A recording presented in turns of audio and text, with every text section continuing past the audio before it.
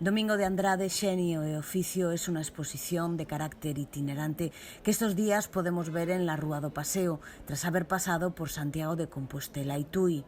Andrade es el maestro gallego al que la Real Academia Galega de Belas Artes dedica en 2020 y 2021 el Día das Artes Galegas para la difusión de su figura y trayectoria artística. Fue uno de los primeros grandes arquitectos gallegos en pleno barroco, maestro de los más importantes artistas del siglo XVIII y figura destacada de la arquitectura española en los dos campos en los que ejerció su oficio, los retablos y la construcción.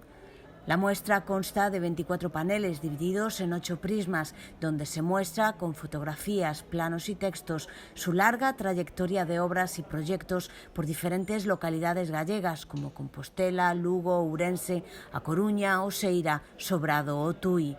Construcciones religiosas y civiles, templos y viviendas, claustros y sacristías, retablos y tabernáculos. Incluso llegó a escribir un tratado de arquitectura.